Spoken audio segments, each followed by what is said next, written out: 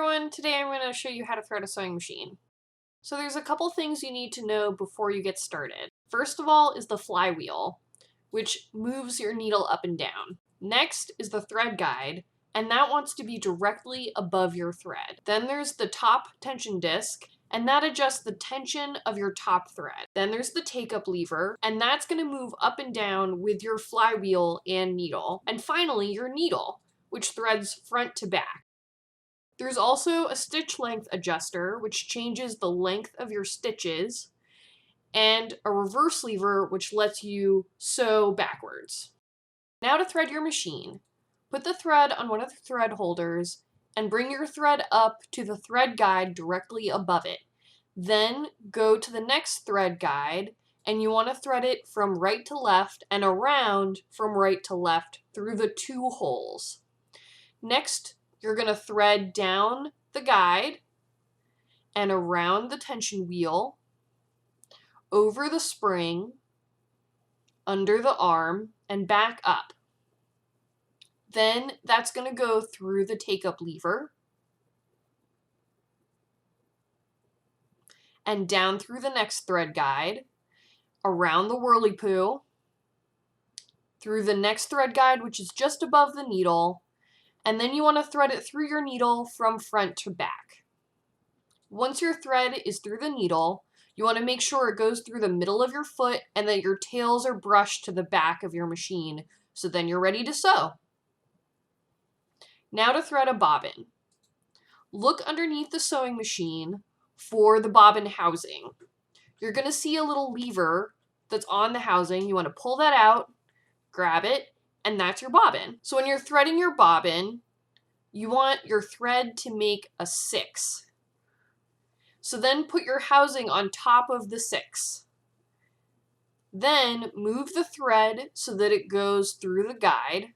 There's a little slit on the side of the housing, just like that. And then pull it around so that it goes through the little hole.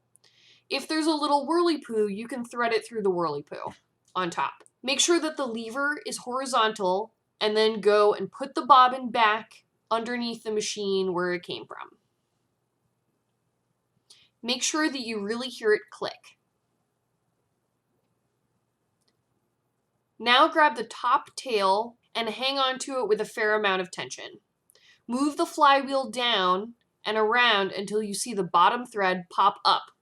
Then you can pull out both of your tails, put them through the center of the foot of your machine, and you're ready to sew. All right, so now it's time to sew.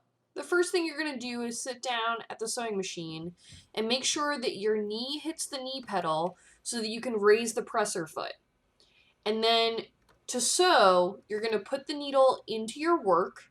Make sure your fingers aren't anywhere near that needle. And then first start by trying to sew a straight line.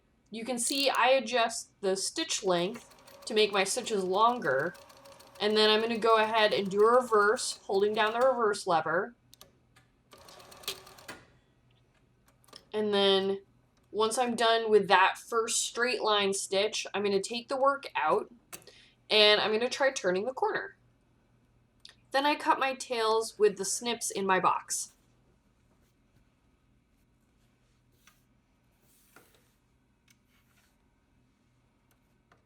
So lift the presser foot with your knee, slide your work in, take a few stitches forward, try reverse, and then sew forward.